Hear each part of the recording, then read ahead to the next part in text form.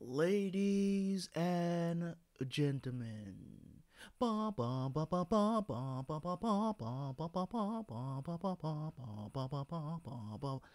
me stop.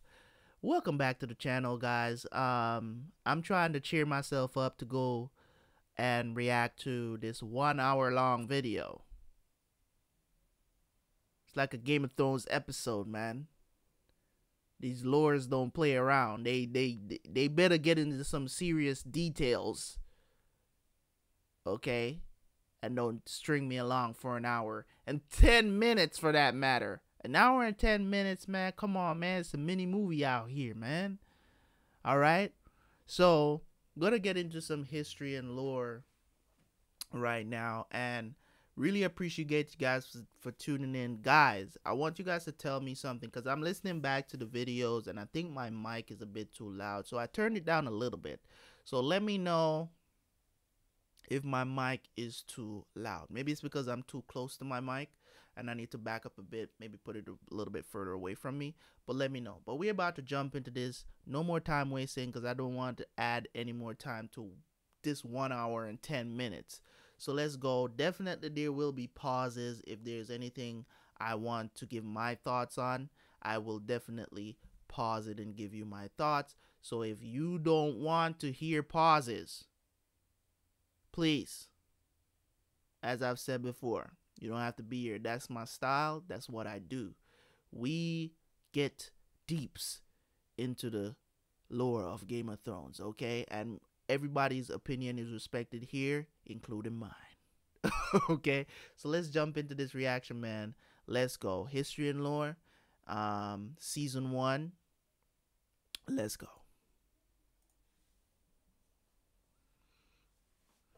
Let me relax in my chair. In the dawn age of Westeros, before the coming of man and the raising of castles and cities, there were only the children of the forest.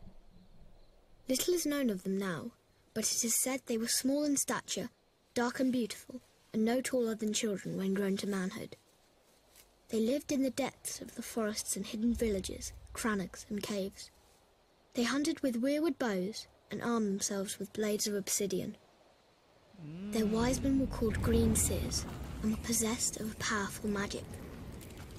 They worshipped nameless, faceless gods of the forest, stream and stone. According to legend, it was they who carved faces in the great white trunks of the majestic weirwoods. Their deep-cut eyes were red with sap and ever watchful. 12,000 years ago, the first men came from the eastern continent, crossing a land bridge called the Arm of Dawn. Riding their great horses and wielding weapons of bronze, they cut down the children's forests and weirwoods. A terrible war raged between the children and the first men that lasted for centuries. At long last, the two races sought an end to the years of horror and bloodshed. They met on a small isle in the centre of a great lake called the God's Eye. It was there they forged the pact. The first men would be granted dominion over the coastland, the mountains, the high plains and the bogs, but the deep forest would forever belong to the children, and no weirwood tree would ever again fall to man's axe. To seal the pact before the gods, the children carved a face in every weirwood tree on the island, which came to be known as the Isle of Faces. But the pact could not withstand the coming of the Andals, a race of tall, fair-haired warriors. They attacked with fire and weapons of steel, slaughtering the children of the forest wherever they could find them, burning out their weirwood groves, hacking away at the faces of the old gods, and spreading their own religion through the land. Centuries of war followed, and the Andals conquered every kingdom in Westeros, save one, the North. The kings of winter were able to withstand the Andal invasion, and descendants of the first men dwell there to this day, and continue to worship the old gods. As for the children of the forest, those who survived the slaughter were said to have fled far north and have not been seen again. Most assume they're long dead, and some don't believe they ever existed. They live on only through song and legend, and in the faces of the weirwood trees.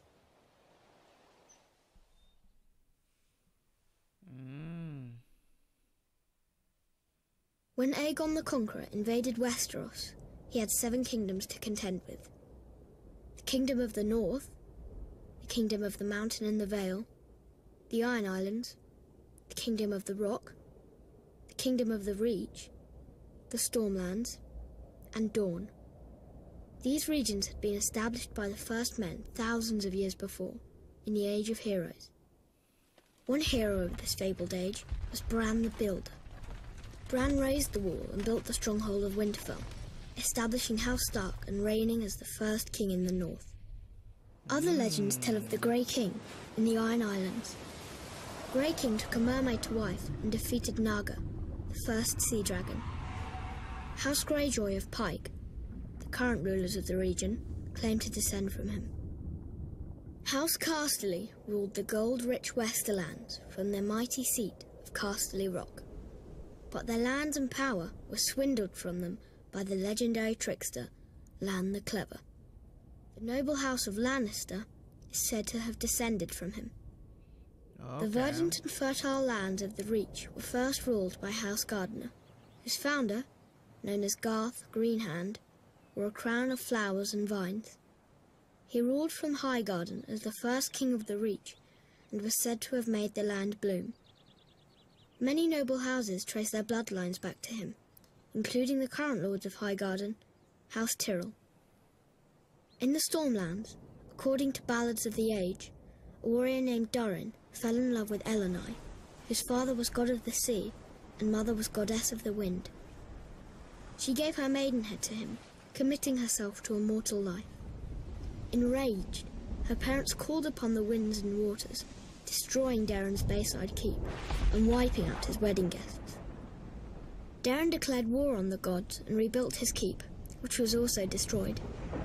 4 more castles he raised, each stronger than the last. All fell to the power of the gods. But Darren's 7th castle, Storm's End, withstood the gods' rage. Yeah, Darren became known as beast. Darren Godsgrief and reigned as the first Storm King. There are countless other tales from the Age of Heroes, too many to count. These histories weren't recorded in a book, but passed down from generation to generation through story and song. And while some of them may be dismissed as fairy tales, every one of the 7 kingdoms is defined by them.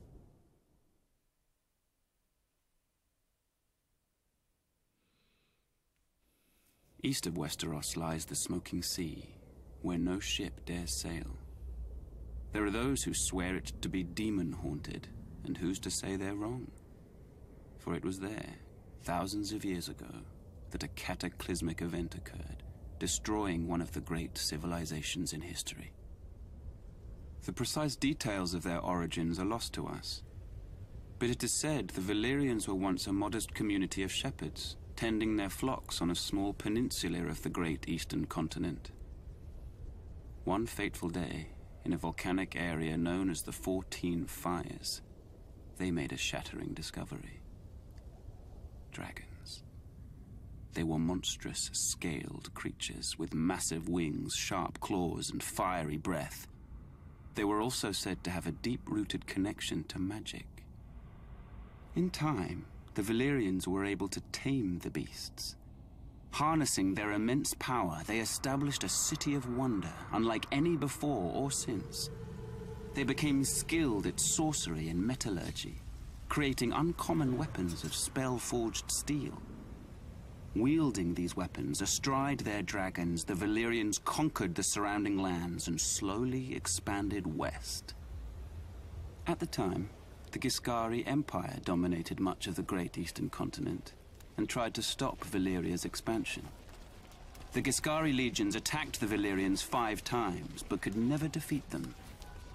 Finally, the Valyrians marched on their capital, Old Gis, and obliterated it, turning its streets and buildings to ash with dragon flame, and wiping the Giscari people and their culture off the face of the earth.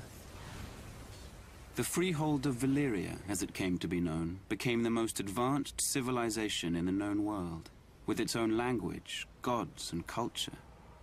The Valyrians' reach extended far and wide, covering most of the continent. Great cities were built and roadways paved, all of which led back to Valyria. The Freehold would prosper for nearly 5,000 years. Damn. But it was not to last. An event that became known only as the Doom laid waste to the Valyrians, their capital city, and its surrounding lands.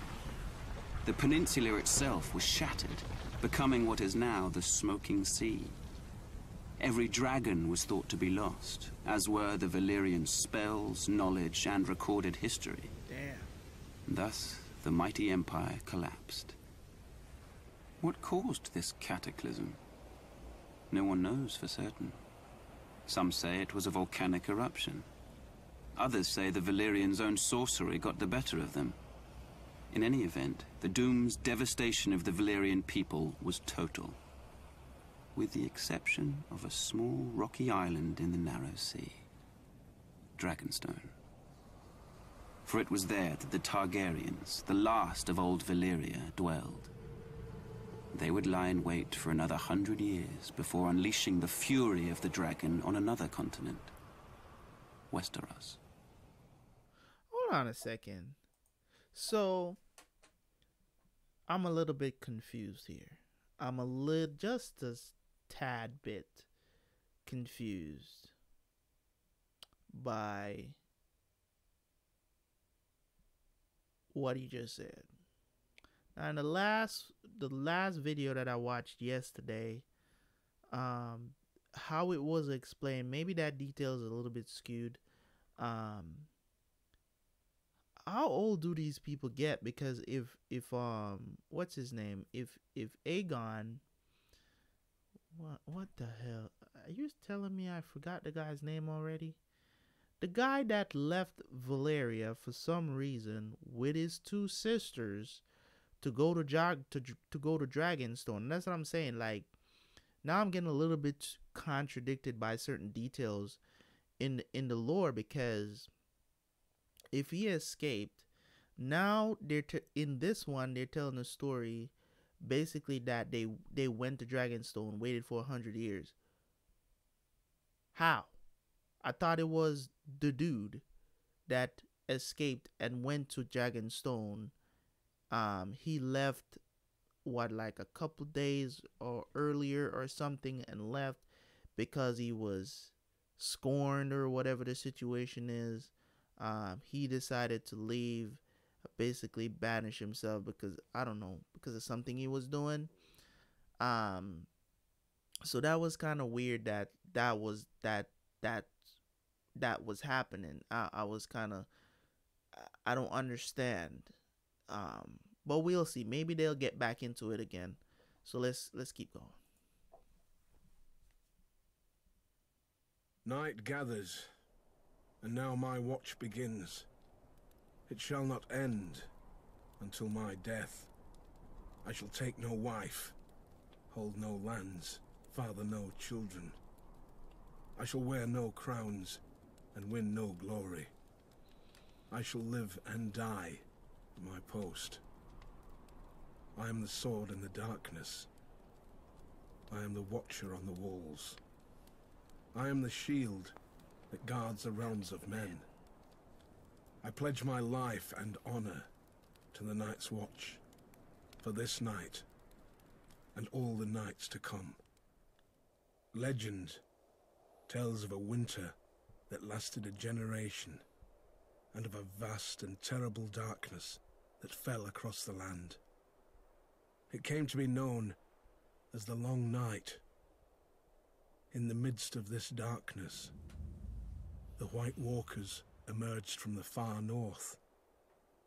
With their armies of the dead, they waged war against the living, laying waste to villages and holdfasts, leaving terror and destruction in their wake. After years of brutal conflict and unbearable loss, an alliance of the First Men and the Children of the Forest managed to drive the Walkers and their minions back into the frigid northern wastelands from whence they came. To prevent another invasion, the First Men erected the Wall, a massive fortification 700 feet in height, stretching from the Frostfang Mountains in the west to the Bay of Seals in the east. It was a structure unlike any ever built. Indeed, some maintain it could only have been completed with the aid of giants, or using the powerful magic of the ancient children of the forest. Makes sense. Men were required to guard and maintain it, and thus the Night's Watch was born. A sworn brotherhood, tasked with defending the realms of men against the dark forces that lay beyond. Upon taking his vows, a brother of the Night's Watch serves for life. It is a life of hardship and great sacrifice, so the oath must not be taken lightly. The punishment for desertion is death. The Night's Watch is divided into 3 vital branches: the Rangers, the Builders, and the Stewards. Right. While all Black Brothers are expected to take up steel should the need arise, the Rangers are the true warriors of the Watch. Centuries come and gone, and although the White Walkers have yet to return, another threat has emerged. Barbarian tribes known as wildlings. The Rangers are charged with defending the realm against these lawless savages. The Builders are carpenters, masons, miners, and woodsmen, tasked with maintaining the wall, as well as its various keeps, towers, and structures, which have fallen into disrepair over the years. The Stewards serve as cooks, butchers, and hunters. They tend to the horses and messenger ravens, sew clothing, gather firewood, and bring supplies up from the south. The Night's Watch is a diverse group. Proud volunteers from noble houses stand side by side with petty thieves conscripted from dungeons. Class distinctions are left behind, as are past misdeeds. A man... Okay, so the guy that, I don't remember his name because it's been so long. It's like season 1, or was it season 2? Like season 2, he died in season 2, I think. But the guy that saved Arya, he was a steward. I didn't know that. He must have been a steward, because if stewards are, if they're responsible to go get supplies from the south, I'm pretty sure that's what, because he went there to pick up men and stuff like that, right? So you guys can let me know if he was a steward or not. I'm just trying to piece some things together. Gets what he earns on the wall, and even the lowliest gutter snipe can rise up in rank if he proves himself worthy. For thousands of years, the brothers of the Night's Watch have stood their lonely vigil. As the seasons changed, as brutal wars raged in the south, as dynasties rose and fell, the Night's Watch endured. We are the swords in the darkness. Yeah. We are the watchers on the wall. We are the shields that guard the realms of men. The history of the... Okay. Joining the Night's Watch, or taking the Black, is a singular honour for any northerner. For it was in the north, some 8,000 years ago, that the first man drove back the White Walkers, erected the wall, and established the sworn brotherhood that would guard the realm and its people from the dangers beyond. Regrettably, the Night's Watch no longer commands the widespread respect and admiration it once did. While House Stark... The problem that I have with this is that I would have loved for them to go in detail to know how the wall was built, because it's kind of so vague. Because I mean, how do you build? Because every time they show that wall in the series, I'm like, how? You know what I'm saying? It's kind of like when you look at, like, say for instance, just the seven wonders of the world that's in our world right now, right? You're like, how? Some of them are very believable, but there's some things that are very, very strange, like Stonehenge. Like, that is just weird as hell. You know what I'm saying? So there are some structures in the world that you're looking at and you're like, how did this happen? Like, what did they do? How did this happen?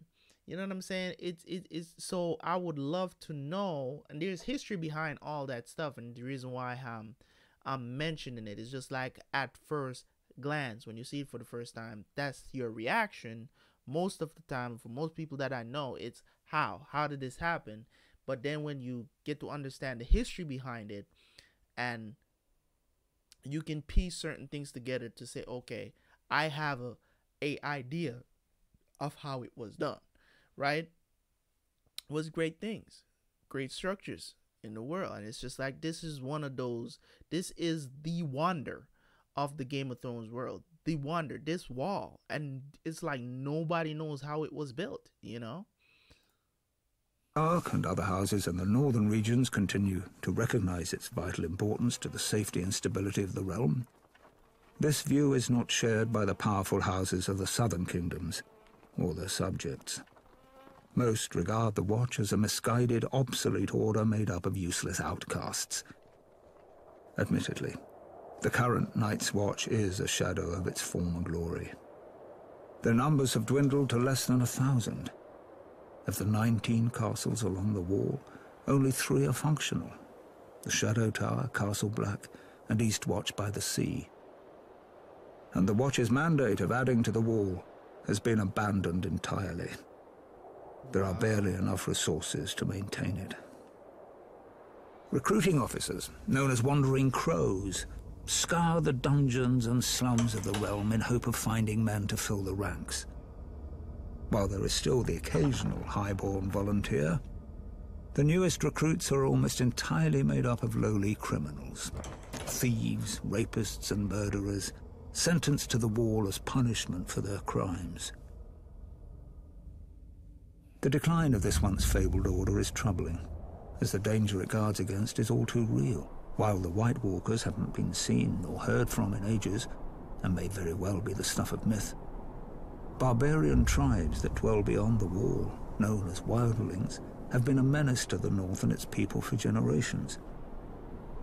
At certain points in history, the disparate wildling tribes have united behind a single leader, a king beyond the wall, and attempted large-scale attacks against the realm. But thanks to the resourceful and courageous men of the Night's Watch, these so-called kings were soundly defeated. While many have lost faith in the Night's Watch, the people of the North are steadfast in their belief that the Black Brothers will answer the call of duty. But with winter coming, diminished numbers, and a lack of widespread support, will they be ready? I tell you right now, they were not. Wow, Tywin is telling Long a story ago too? in the wintry north, an army of demons emerged from beneath the icy ground and spread darkness and despair across the land. Astride their monstrous spiders, flanked by giants, they wreaked havoc on the innocent, slaughtering thousands. All hope was lost until the fearless warriors of the first Night's Watch drove them back into the wintry mountains and built a magic wall to keep them from ever invading again. Magic wall. These stalwart brothers in black continue to protect us even to this day from the evils that lurk in the shadows. An absurd lie. A fairy tale spun by many a wet nurse in the north. To be sure, a giant wall does exist. A triumph of engineering, perhaps, but not of magic. As for the Night's Watch, there may have been a time centuries ago when there was prestige and honor in the miserable monastic life of a Black Brother. But now, the wall has become a glorified penal colony, full of outcasts, criminals, and assorted ne'er-do-wells. Today, a typical man of the Night's Watch most likely started out a lowly beggar, or a rapist, or a village idiot. As for the few high-born watchmen, they either fought on the losing side of a war, or were disowned by their parents for one reason or another. Like Sam. Those who persist in defending the Night's Watch will claim the Seven Kingdoms need protection from the wildling tribes of the far north. But there's little to fear from those primitives. They're a nuisance, but not sophisticated or powerful enough to be a significant threat to the realm. And any talk of White Walkers returning with their armies of the dead and their giant spiders and their snarks is just that. Talk. Damn.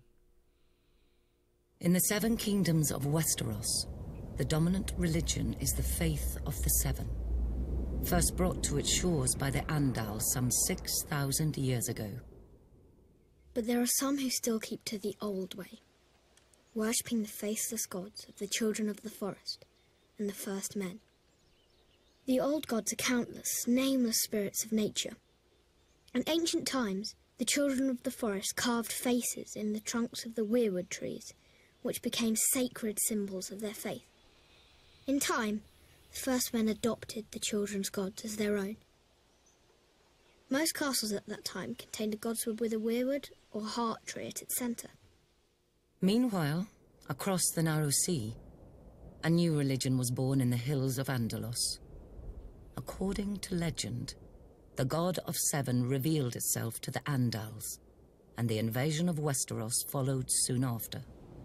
The Andals sailed across the sea on ships armed with weapons of steel. Some warriors carved a seven-pointed star into their skin as a symbol of their new faith. The invaders destroyed most of the weirwoods in the southern lands, slaughtered the children. Sparrows come from?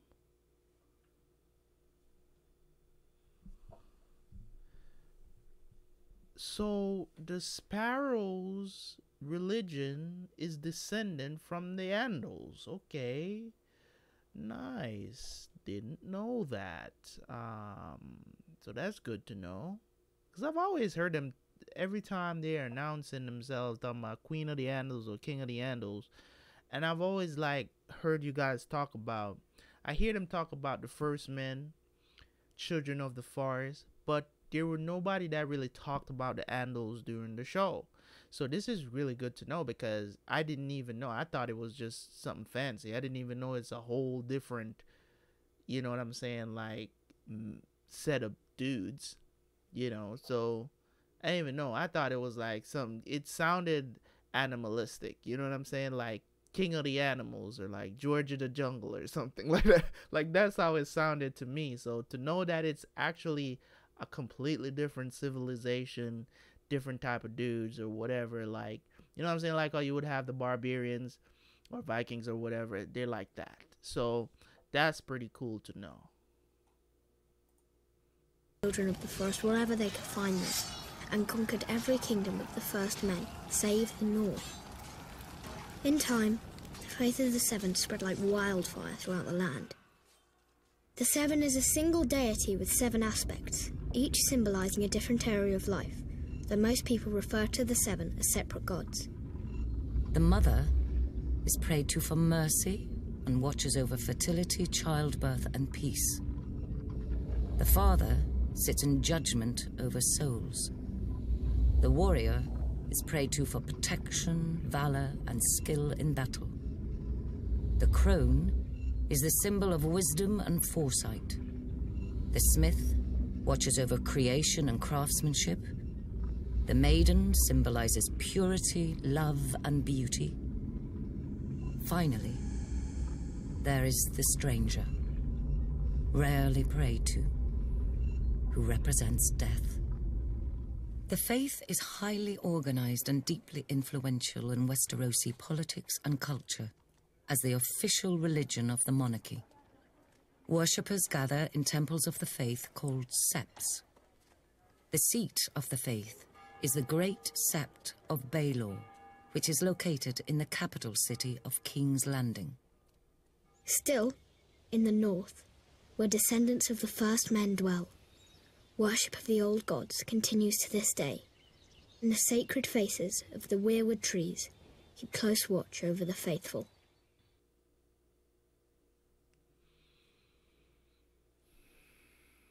The ascension of Aegon Targaryen was confirmed, and the fate of the Seven Kingdoms sealed on the Field of Fire. Kings Loren Lannister of the Rock and Mern Gardner of the Reach stood against Aegon's invasion. They commanded a united force of six. So I was right. I was remembering it right, man. I was like, Aegon?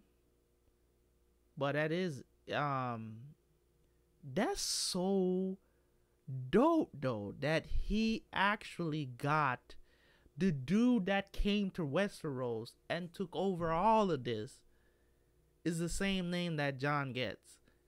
That's crazy. That is crazy. That is crazy. But anyways, y'all know that I'm a Jon fan. Let's go.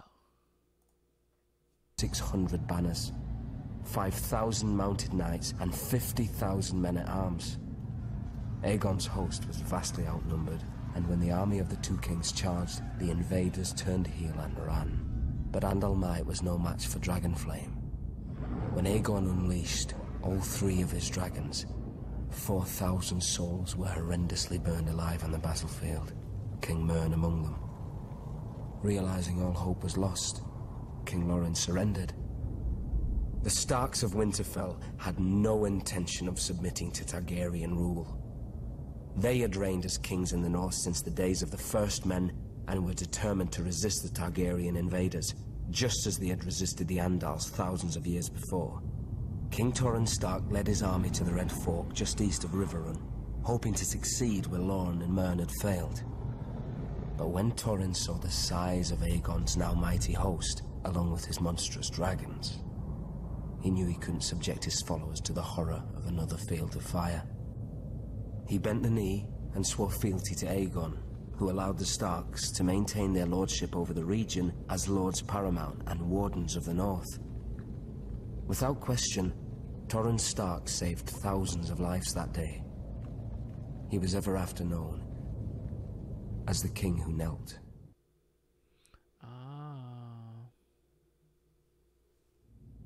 The days of the Andals were numbered.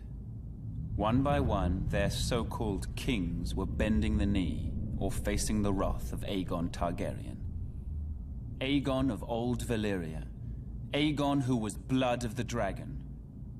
After defeating the Iron Men at Harrenhal and slaying the last of the Storm Kings, Aegon and his sisters, Rhaenys and Visenya, set their sights on other prizes. The gold mines of the Rock and the fertile lands of the Reach.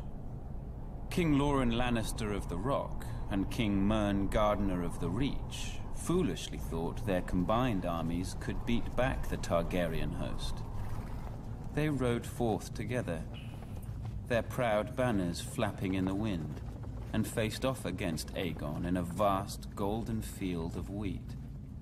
The two kings commanded a massive force of nearly 60,000, and it appeared the day was theirs, until Aegon unleashed all three of his dragons for the first and only time. Each beast was named after the Valyrian gods of Aegon's forefathers. Visenya rode Vhagar, whose fiery breath could melt armor. Rhaenys rode Meraxes, whose jaws were big enough to swallow a horse whole. Dang. Greatest of all was Balerion the Black Dread, with fire dark as night and wings so huge whole towns were covered in shadow when he flew overhead. This magnificent creature was ridden by Aegon himself. 4,000 men were bathed in glorious dragon flame that day, on what came to be known as the Field of Fire. King Mern was among the dead, and House Gardner died with him.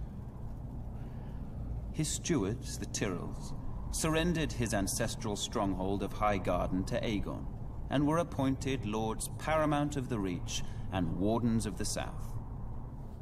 When Loren Lannister witnessed Mern's fate, he wisely bent the knee. Aegon spared Loren's life, and the Lannisters were made Lords Paramount of the Westerlands and Wardens of the West. After his triumph on the Field of Fire, Aegon's conquest was assured. In a short time, the so-called Seven Kingdoms were melted down in the heat of the dragon's flame and transformed into a single realm. Aegon would forever be known as Aegon the Conqueror. Aye. In the far southwest of Westeros, at the mouth of the river Honeywine, lies the great stone city of Old Town. It is home to the Citadel, where men and boys from throughout the kingdoms come to receive their training as maesters. Maesters play an integral role in Westerosi society, serving as scholars, healers, and advisors to the nobility of the Seven Kingdoms.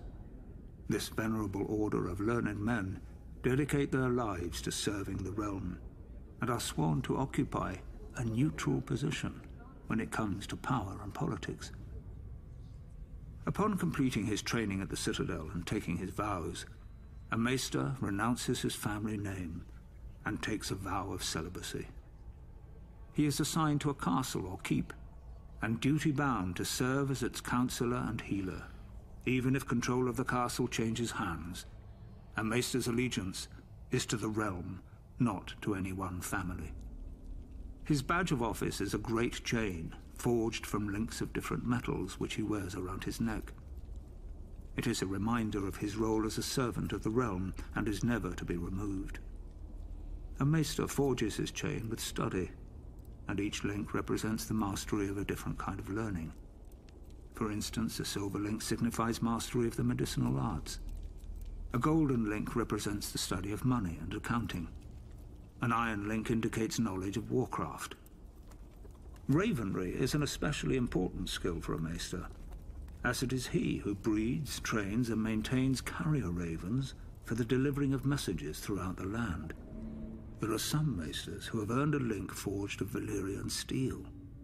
This signifies knowledge of the higher mysteries, commonly known as magic.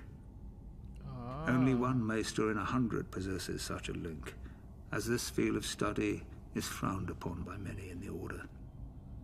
It is possible magic may have existed for a time long ago, but most consider the higher mysteries to be long gone from this world. But who has it though? Come on, man. Stop leaving holes in the story, man. Like, I can't. This is what is bothering me so much, man. There's so many holes. Name someone who has had it in the past. Oh my God, man. I need to know. Service as a maester is a noble calling, one of vital importance to a prosperous realm. It is little wonder there are some who refer to the Order as the Knights of the Mind.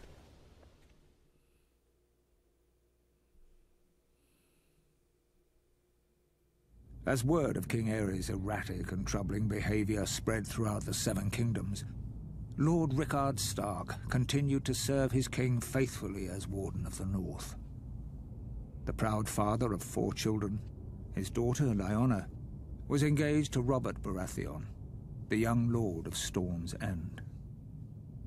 Centuries of peace between the North and the Iron Throne ended the day Rhaegar Targaryen, Prince of Dragonstone, abducted Lyanna. Enraged, Brandon Stark rode to King's Landing, demanding the release of his sister and the death of Rhaegar. Aerys arrested him for treason, and called his father to come to the capital to ransom him.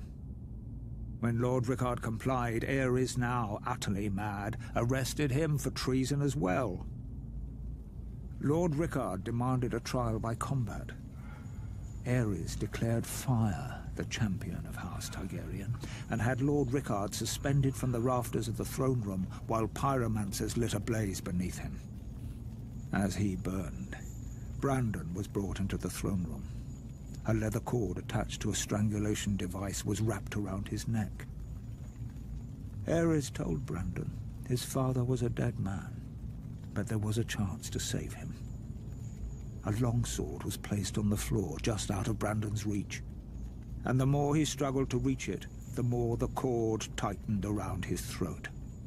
Brandon Stark strangled himself, trying to free his father, who was roasted alive in his own armor.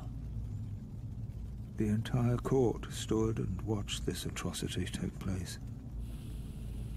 Sir Jaime Lannister and the Kingsguard among them. The Mad King was reported to have laughed hysterically as these two noble men were tortured and brutally killed before him. Seeking to rid the world of all his supposed enemies, Aerys called for the head of Rickard's younger son, Eddard Stark, and Lyanna's betrothed, Robert Baratheon. He sent word to Lord Jon Arryn, who had fostered both young men at the Eyrie, to apprehend them. Instead, Lord Arryn joined houses Stark and Baratheon in rebellion. Robert vowed to kill Rhaegar Targaryen and get his beloved Lyanna back.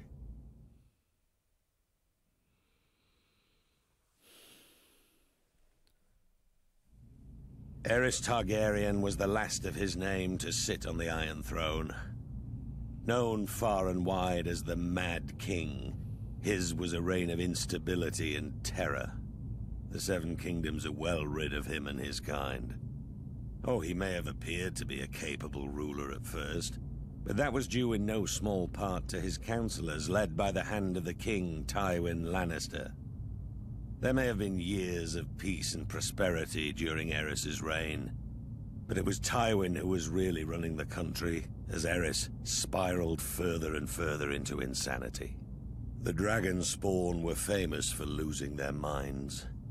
It was the price they paid for centuries of keeping the bloodlines pure. And Aerys more than happily continued the noble sister-fucking tradition of his forefathers. As the years passed, Aerys's behavior became increasingly erratic. He cut himself so often on his Iron Throne, many referred to him as King Scab, though never to his face. It was rumored he had developed an obsession with wildfire, and was known to inflict horrific punishments on those he considered enemies, including burning them alive. As his paranoia and bloodlust grew, he had a bitter falling out with Lord Tywin, who had served the crown faithfully for 20 years. At least Tywin was able to leave the job with his life and fortunes intact. Subsequent hands of King Aerys weren't so fortunate. Then the Targaryens went too far. The Crown Prince Rhaegar abducted Lyanna Stark, daughter of Rickard Stark, the Lord of Winterfell. She was my betrothed. She was my beloved. Beautiful and spirited woman, and I loved her more than life itself. Well, she didn't love Rhaegar you. went south with Lyanna, hiding her away in Dorne. What harm he inflicted on the poor girl, the gods only know. Brandon Stark, Lyanna's eldest brother, was outraged. He rode to King's Landing to confront the king and demand his sister's safe return. Instead, Aerys had him executed, his father, Rickard Stark, as well. There wasn't much left to discuss after that. Aerys feared their loved ones would seek revenge for what he did. He was right to be afraid. Aerys wasted no time in calling for the heads of Brandon's younger brother, my friend Eddard Stark. And my head too, of course. I'm sorry he didn't come looking for it himself. Alongside Jon Arryn of the Vale, the man who fostered Ned and I as children, Baratheons, Starks, and Tullys all called their banners. Once our rebellion began, the Mad King's days were numbered.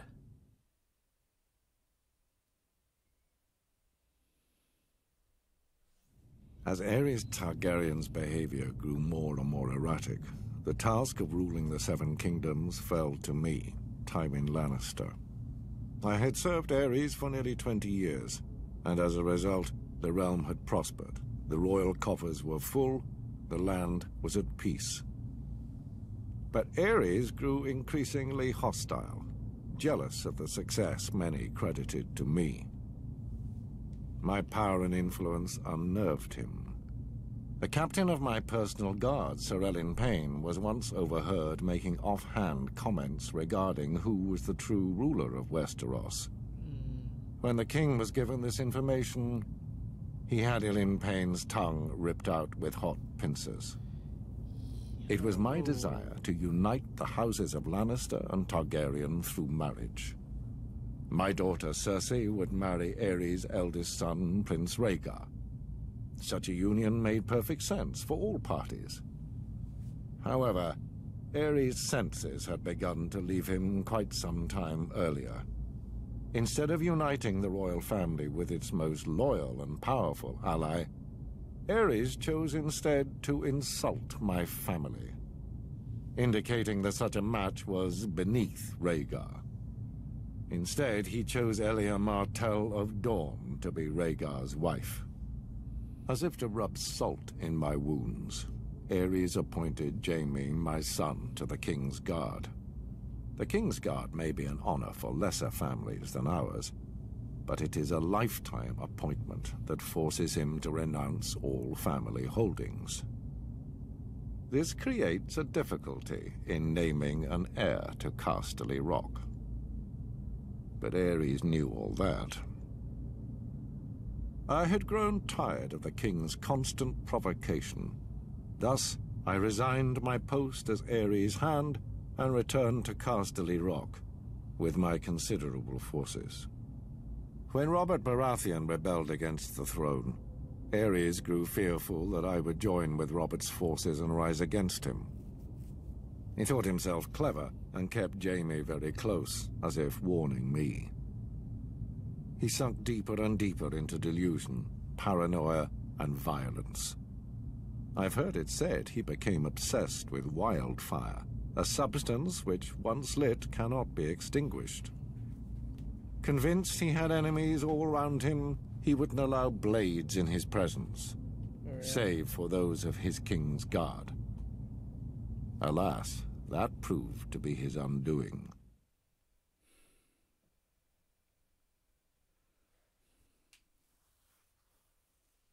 The Targaryen dynasty united the Seven Kingdoms and lasted nearly 3 centuries. It was a dynasty forged in fire, sealed in blood, and destroyed by rebellion. The Targaryens are blood of the dragon, descended from the nobility of ancient Valyria, a once mighty empire in the east. When the cataclysmic doom laid waste to Valyria and its people, the Targaryens survived, having settled on the island fortress of Dragonstone years before. They remained there for a century, until the rise of Aegon the Conqueror.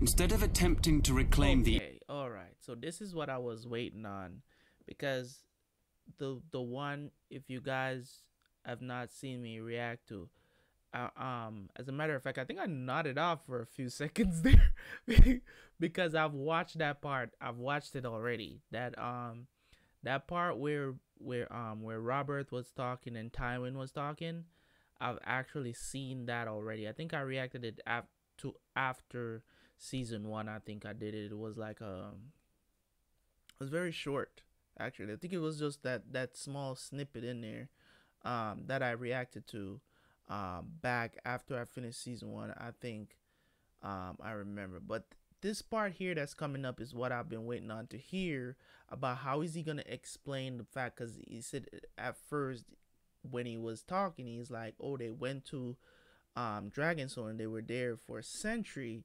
But in the previous video that I watched in the upload yesterday, that one was saying that that Aegon left Valyria before it blew up and got to there. Now, I don't want to sit here and think that the dude was over 100 years old and became Aegon the Conqueror. You know what I'm saying? Like, and that's why I'm saying, like, there's a little bit of mixed details there, because but because this is so much more detailed, I'm gonna go with this version of the quote-unquote truth, you know, of the situation, and say, okay, some Valyrians left, went to Dragonstone. Apparently they had, not all the dragons died. Aegon came up throughout that 100 years that they were at Dragonstone and decided, hey man, some lush lands out here, let's go get it. the eastern lands of his ancestors, Aegon sailed west for the Seven Kingdoms, his sisters Visenya and Rhaenys at his side. To keep the bloodlines pure, Aegon continued the custom of his Valyrian ancestors and took both of his sisters to wife. Yeah, Together, that's true. they came ashore on the eastern coast of Westeros, their blazon a dragon with 3 heads, representing Aegon and his sister wives.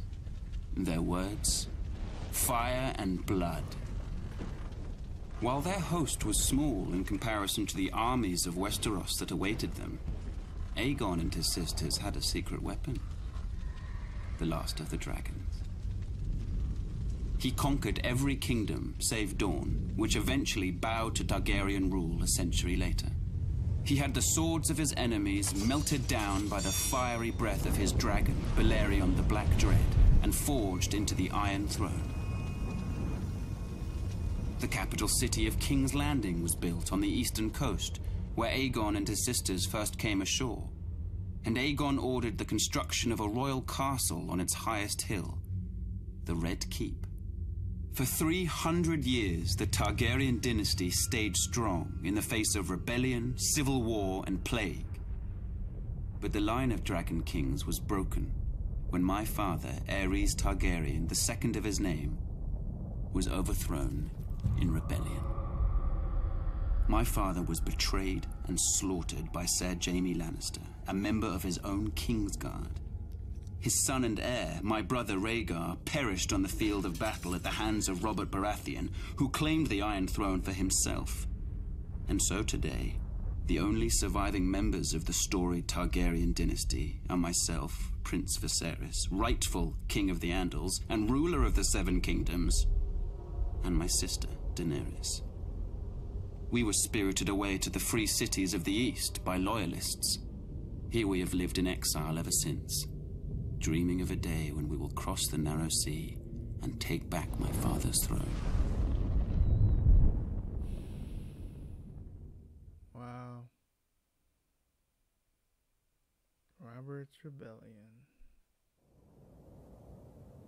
Rebellion. The crimes of House Targaryen were too heinous to go unanswered.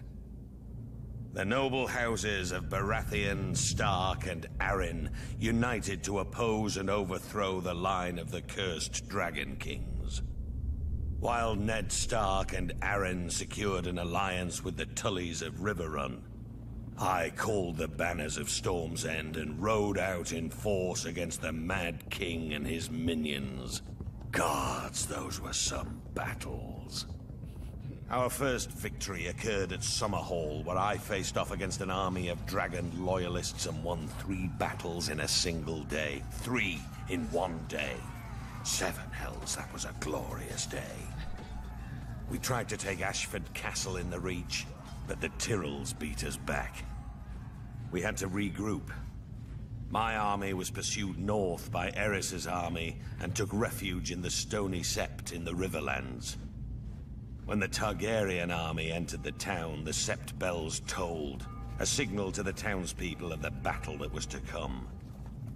As the Targaryens searched from house to house for me, the combined forces of Ned Stark and the Tullys swept into the city. Gods, what a day that was. It's now known as the Battle of the Bells. We overwhelmed the Mad King's forces and sent them scampering back to King's Landing. Nice. Aerys's son, Rhaegar, who started the whole damn thing, finally emerged from hiding in the south and assembled his own army to face us. As for the Mad King, he must have been pissing himself. The battle that would decide the fate of the Seven Kingdoms occurred at the crossing of the Green Fork of the Trident River. Rhaegar commanded the royal host, which was some 40,000 strong. My forces were outnumbered by nearly 5,000 men, but that didn't matter. They were fresh, but we were battle-hardened and had justice on our side. As the battle raged around us, I faced off with Rhaegar, the stag and the dragon right there in the ford of the river. I fought with the fury of 10 men, raining blow after blow upon that vile prince before burying my warhammer in his chest. I hit him so hard the rubies on his armor broke free, flinging them into the stream. They call it the Ruby Ford now. With that scum Rhaegar dead and the royal army shattered, our next move was to make for King's Landing. Okay, so that's the reason why freaking Gendry's so attached to the damn Warhammer, because I wonder if he knows that his dad used to wield one. He probably knows by now. Probably that's the reason why he made it, to be honest. I mean, and he's pretty good with it. The 2 guys that he killed, that was pretty cool. But I'd sustained a few wounds in the battle and was unable to ride. I sent Ned Stark to the capital to face the Mad King and make him pay for his crimes.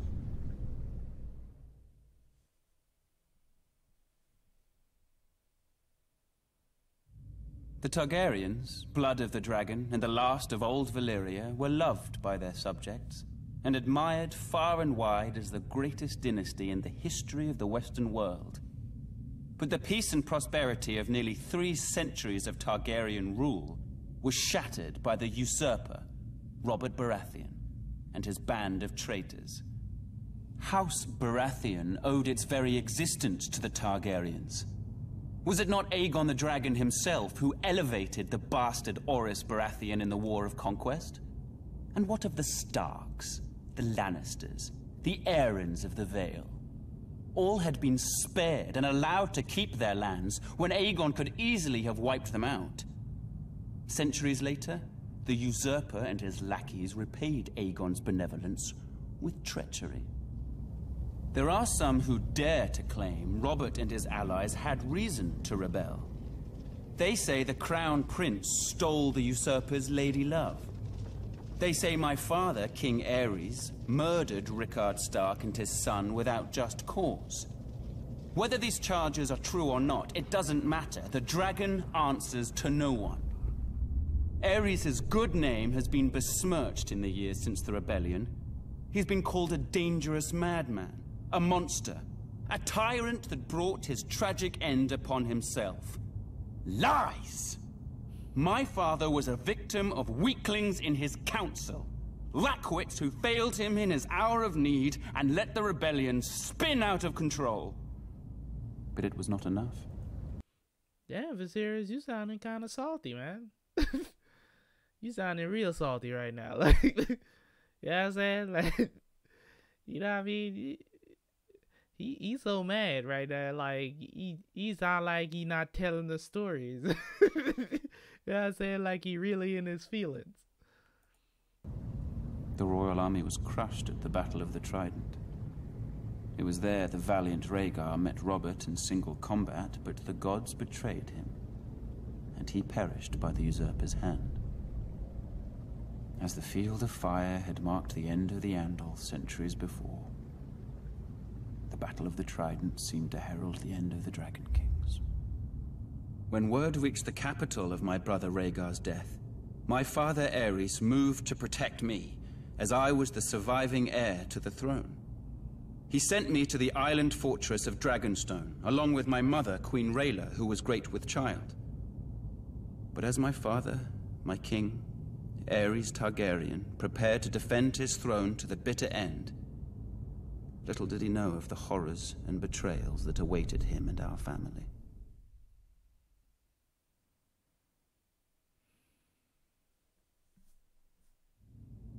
Ours is the fury. These are the words of the Black Stag of Baratheon. A battle cry echoed throughout the land in rebellion when I, Robert Baratheon, the first of his name, seized the Iron Throne from the Mad King Aerys Targaryen, ending a dynasty nearly 300 years old. House Baratheon was born in the Wars of Conquest, when Aegon the Dragon invaded Westeros. Aegon sent his commander, Orys Baratheon, to take Storm's End. Argilac the Arrogant, the last of the Storm Kings, foolishly left the safety of his stronghold and met the Baratheon warlord in open battle. Argilac was soundly defeated, and Orys took his lands, his holdings, and his daughter. Orys was said to be a half-brother to Aegon Targaryen. If this were true, a little blood of the dragon mingled with that of the stag in those days. Yeah. The seat of House Baratheon is Storm's End, a legendary keep raised in the Age of Heroes. It overlooks Shipbreaker's Bay, where legend has it that Durin, the first Storm King, raised the keep with the aid of Bran the Builder of House Stark, forging a centuries-long connection with the Stormlands and the North. After Aegon's conquest of the Seven Kingdoms, the Baratheons remained loyal enough to the crown, while Targaryen kings came and went. But loyalty has its limits. When Rhaegar Targaryen, Aerys's vile son and heir, abducted Lyanna Stark, my betrothed, my beloved, it was time to act. We raised our banners, Baratheon, Stark, Jon Arryn, and the Tullys, united in rebellion against Rhaegar and his father, the Mad King. We were victorious and took the Iron Throne. That bit of dragon blood in my veins came in well, as it made me a distant relation to the Targaryen dynasty blood of my long-lost ancestor, Orys. The truth of it is, I took it. I sit on the Iron Throne. I rule the Seven Kingdoms from the Red Keep. They should have had a warhammer in his hand. What kind of spear foolishness is that? Robert Baratheon's victory at the Trident was a turning point in the war for the Iron Throne. While it was clear the gods were smiling on the rebel forces, Aerys Targaryen still held the Red Keep at King's Landing. As Robert was wounded and unable to ride, it was up to Eddard Stark to make for the capital and force the Mad King to give up the throne. Lord Stark reached the city gates to find that Tywin Lannister, Lord of Casterly Rock, had already sacked the city in Robert's name. House Lannister had remained neutral up to this point, ignoring requests for help from both the Crown and the rebels. Now that Robert's eventual victory was assured, it seemed Lord Tywin had finally chosen a side. Lord Eddard was horrified by what he saw when he entered the city. Homes looted and burned, women raped, scores of innocent citizens killed. Disgusted, he led his force up Visenya's hill to the Red Keep. Upon entering the throne room, he found King Aerys lying in a pool of blood, dead by the hand of his own sworn King's Guard, Jaime Lannister, who sat brazenly upon the throne. Demanding to know the whereabouts of Queen Rhaela, Lord Eddard was informed the Queen and her son Viserys had been spirited away to Dragonstone before the Lannisters arrived, but other members of the royal family were not as fortunate. Elia, Martell of Dorne, who was the wife of Prince Rhaegar, had been raped and murdered by Ser Cregor Clegane on Lord Tywin's orders. Ser Cregor and his men had also butchered Rhaegar's young children. When Robert was well enough to reach the capital, Lord Eddard demanded the Lannisters answer for their heinous crimes. Robert refused, and sent him south to relieve the Baratheon stronghold of Storm's End, which was still under siege by forces loyal to the crown. Whatever words passed between the two old friends are known only to them, but Lord Eddard is said to have left King's Landing in anger. Later, when Robert was crowned, he appointed Jon Arryn as Hand of the King. Lord Arryn's first order of business was to broker a truce with the Martells of Dorne, who were outraged by the brutal murder of Princess Elia and her children. Following the death of Lyanna Stark, who had been betrothed to Robert, Houses Baratheon and Lannister were joined in marriage when the new king took Tywin Lannister's eldest daughter Cersei as his queen. As for Eddard Stark, he returned to his stronghold of Winterfell, forever haunted by his sister's death and the shameful way that Robert had secured his throne.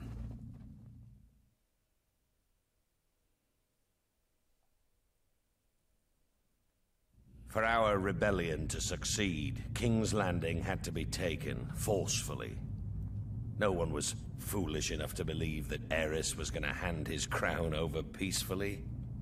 The Mad King's reign needed to end. What Tywin Lannister's forces did was unfortunate, but it was necessary to secure the Iron Throne and bring peace and justice to the Seven Kingdoms. My glorious victory at the Trident left me wounded, but I sent my personal maester to attend to Sir Barristan Selmy instead. His wounds were more severe. Even though Sir Barristan was a member of Aerys's Kingsguard and fought on the opposing side, that man's bravery and loyalty was something to behold. But this meant my wounds would take longer to heal, and I couldn't ride to King's Landing myself. I sent the one man I trusted over anyone else in this world, Ned Stark, in my place. Had I been able to ride, perhaps I could have reached King's Landing sooner and prevented some of the violence that occurred when the Lannisters entered the city. Still, what Lord Tywin did was for the greater good. Even what happened to Princess Elia and her children. Babies or no, theirs was the same cursed blood that flowed within the Mad King's veins. They were dragon spawn and couldn't be allowed to survive. What would they grow to be? Loyal subjects? Ned with his damn northern honor. He and I had our first major fight over the deaths of the Targaryen children. Ned called it murder. Murder? It was war. It was war. Lord Stark demanded that the Lannisters be held responsible for their crimes. Was it a crime to put an end to a family of lunatics born of incest? I wouldn't and still won't blame Tywin. Instead, I sent Ned Stark south to finish off the remaining Targaryen loyalists. It was only Lyanna Stark's death that reconciled us. Ned had lost his sister. I had lost my betrothed and beloved. We shared that sad bond together, Ned and I. Through it, our friendship was made strong again. As for the Mad King's surviving heirs, those that were able to scurry away in the face of my fury now live somewhere across the narrow sea. They had best stay there. If they ever set foot in Westeros again, they will face the King's justice. Robert wasn't kidding. Rhaegar Targaryen lay dead on the banks of the Trident, his royal army shattered and in retreat. The days of the Dragon Kings were clearly numbered. Until that moment, it would have been foolish to commit Casterly Rock to either the Crown or the Rebellion. What would our family have to gain in supporting a raving madman? Or in entering a crusade to put Robert Baratheon on the Iron Throne? But chaos benefits no one. It was time for House Lannister to do what it could to ensure a return of peace and prosperity to the land. I, Tywin Lannister, brought 10,000 Lannister troops to the gates of King's Landing in order to bring the bloodshed to a quick and decisive conclusion. King Aerys had been sending ravens for months, begging for my support to end the uprising. In a way, his pleas had been answered. As I had suspected, Aerys opened the city gates and welcomed my men. Our plan was clear: crush Aerys' remaining bannermen and remove the remnants of the royal family as quickly and efficiently as possible. Any alternative meant years of further war and a fragmented Seven Kingdoms. Our means were bloody, but the results speak for themselves. As for Aerys, it is true he met his fate at the hands of my son. Aerys had kept Jaime close during the rebellion, thinking himself clever in keeping my son as a hostage, should I decide to pledge support to the rebel cause. This proved to be his greatest mistake. For when the time came, Jaime did his duty as a Lannister and drove his sword into the Mad King's back. With that, Robert Baratheon's crown was secured. The new king recognized our role in his ascension to the throne, just as he recognized how useful the might and riches of Casterly Rock would be if he wanted to keep it. To that end, I offered my daughter Cersei as his queen. Had Aerys not spurned this same offer years earlier, perhaps things would have worked out differently. With Robert and Cersei crowned as king and queen of the Seven Kingdoms, it was a new day. The dragon was vanquished, and the Seven Kingdoms would thereafter belong to the stag and the lion.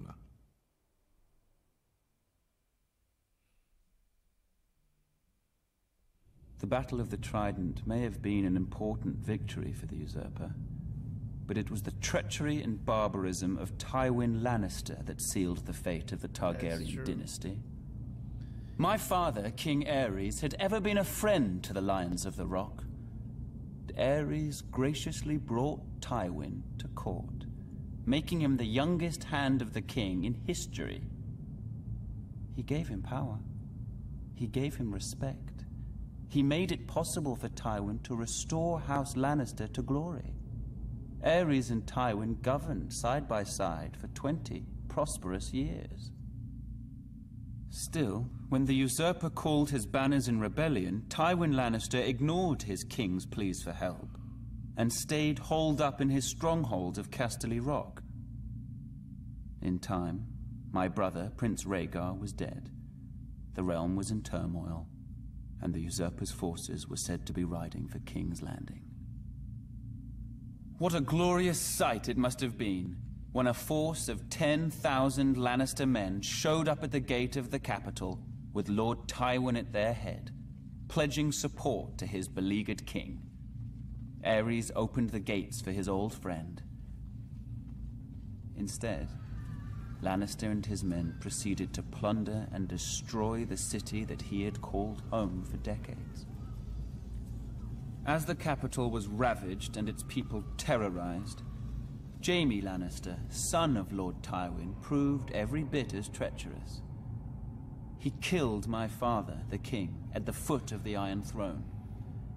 The Lannisters entered the Red Keep, and Tywin ordered the deaths of the rest of the royal family. It is said Princess Rhaenys was found cowering under her father's bed and put to the sword. She was only a child. As for Rhaegar's widow, Elia, she was forced to watch as Lannister thugs dashed her baby son's head against a wall before being raped and murdered herself. As I was the heir to my father's throne, I had been spirited away to Dragonstone with my mother, Queen Rhaela, who was with child. As a raging summer storm battered the island fortress and destroyed the Targaryen fleet as it lay at anchor, my sister, Daenerys, was born. My mother, the Queen, died giving birth. Now, some 17 years later, the rightful king still lives in exile. But a day of reckoning is coming. I will sail west as Aegon the Dragon did centuries before. I will take back my father's throne with blood and fire. And I will punish the treacherous dogs who sought to destroy my family. And the people shall rejoice.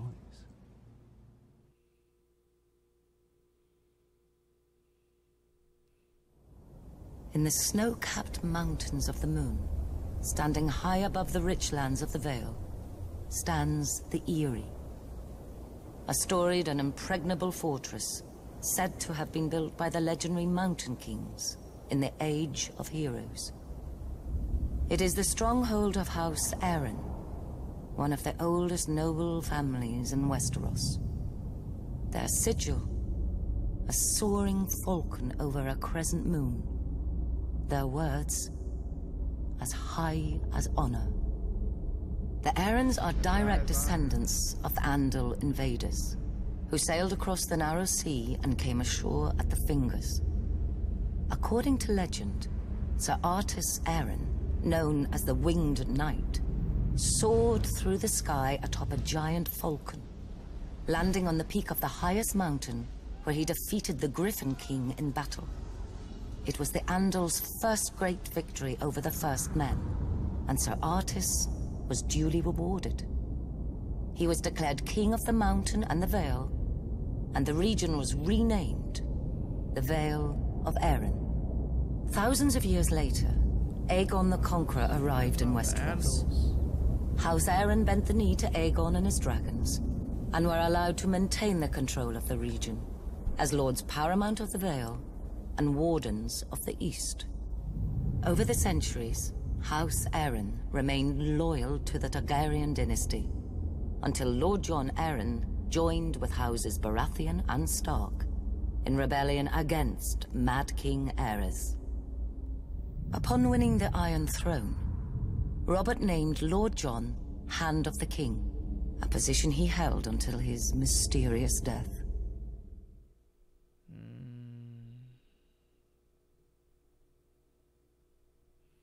On the far western coast of the continent, high atop a rocky promontory overlooking the Sunset Sea, sits Casterly Rock, ancestral seat of House Lannister. Below it lies Lannisport, one of the great cities of Westeros, a center for trade, culture, and the great Lannister fleet. There are a number of gold and silver mines in the Westerlands, making it the richest region in all of Westeros. One of the most productive mines lies beneath Casterly Rock itself, making House Lannister the wealthiest of all the noble houses. This allows House Lannister to finance many endeavors of other noble houses. Even the king himself has sought credit from Casterly Rock from time to time. We Lannisters claim our descent from the Andal invaders, and through the female bloodline, Lann the Clever. According to the legend, Lann, using only his wits, won Casterly Rock from the noble House of Casterly during the Age of Heroes. The Lannisters reigned as kings of the Rock for thousands of years, and worked to make it the envy of the rest of the Seven Kingdoms. Our time as kings ended, however, when Aegon Targaryen, otherwise known as Aegon the Conqueror, arrived in Westeros with his army. The last king of the Rock, King Lorin Lannister, joined forces with King Mern Gardener, the king of the Reach. Together, with 60,000 men, they met the Targaryen host in open battle.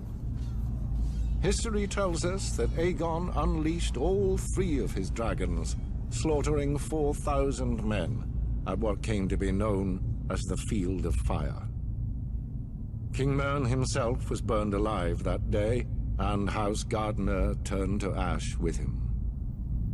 Seeing both the threat and opportunity the Targaryens represented, Lorin wisely surrendered and aided Aegon in his further conquest of Westeros.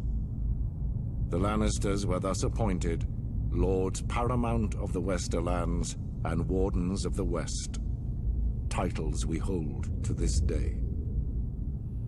Let us be clear, though. It is neither luck nor royal favor that makes our house prosperous. There have been times in our history where some have thought us weak, lazy, or opulent. My father, Titus Lannister, nearly bankrupted our house with his poor investments, and allowed himself to be mocked openly at court. When our vassal, the Rains of Castamere, dared to rise up against the Lannisters, they learned how dangerous it can be to taunt a lion. I, Tywin Lannister, led the assault on Castamere to put down this rebellion. I made an example of them, to anyone who doubts our might. They even made a quaint song about the fates of the Rains of Castamere. Sadly, there are no Rains left to hear it. Today, the Golden Lion of Lannister is rightly admired and feared throughout the Seven Kingdoms. Our words are, "Hear me roar." But there are other words that should be remembered when crossing a Lion of Casterly Rock. A Lannister always pays his debts.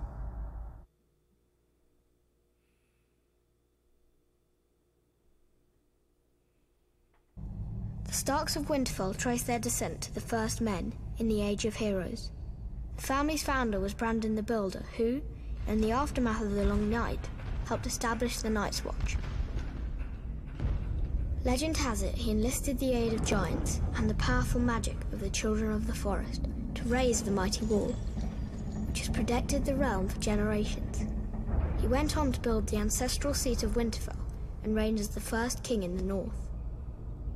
The Starks reigned as kings for thousands of years, even withstanding the invasion of the Andals.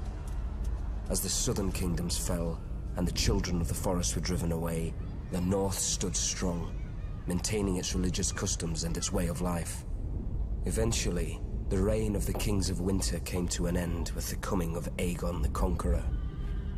After Aegon and his dragons destroyed the combined armies of the Reach and the Rock at the Field of Fire, King Torrhen Stark bent the knee and swore fealty to the Targaryen dynasty in order to spare the destruction of Winterfell and his people. He was forever after known as the King Who Knelt. As a reward for his submission, Aegon named Torrhen Lord of Winterfell and Warden of the North. The Starks take great pride in their history and traditions. It is one of the few noble houses that still keeps the old gods. A sacred weirwood tree looms large in Winterfell's Godswood. Its ancestral sword, Ice, was forged in ancient Valyria and has been passed down through the generations. House Stark remains steadfast in its support of the Night's Watch, even as the once illustrious order has fallen on hard times. Much like their sigil, the Grey Direwolf, House Stark is the stuff of legend in the north and throughout the Seven Kingdoms. And their family words, "Winter is coming," serve as a reminder of their beginnings in the wake of the Long Night and a grim portent of things to come. Okay. All right, so man, we are finally through, and I have to say, man, that was long, a little dreary, but I got through it. Man, I'm gonna have to do 6 more of these. This is not gonna be. It's gonna be fun for the parts. Everything about it was pretty good. It's just that I know you guys might see me like I think I closed my eyes for like 2 seconds because when I tell you guys that I'm tired, man, because you guys don't understand. But I was up for most of it because for the most part it was interesting. It was just that small part I've seen it already, so I wasn't listening as attentively as I should. I think I dozed off for a couple of seconds. I'm not taking it out, so if you see it, you see it. I don't care. But I'll see you guys later.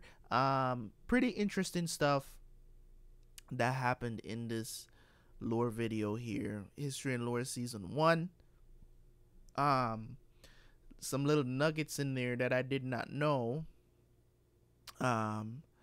Pretty interesting to learn about how the Andals came, the Children of the Forest. Crazy that Jon is named after Aegon the Conqueror. That's really cool because I did not even know about Aegon. A lot of you guys have talked about Aegon, but I always get them confused because now that I know that Jon's name is Aegon, it's like, you know, some people will say, oh, we're not talking about that Aegon, we're talking about this Aegon. So that's pretty cool that it came full circle around to Jon, us finding out that Jon is a legitimate Targaryen. He's actually the heir to the throne right now, not Daenerys. Even though I know that Jon doesn't want that. You and me know Jon doesn't want it. Jon just want to kill the Night King and go chill somewhere with Daenerys, which is not what I want. Okay, so I believe that there's certain things that was revealed in here that was pretty cool. Very interesting story. Learning about the house, the sigils, the words of the houses. Very interesting stuff. You know, learning a little bit more about how the rebellion went down. You know, it's crazy.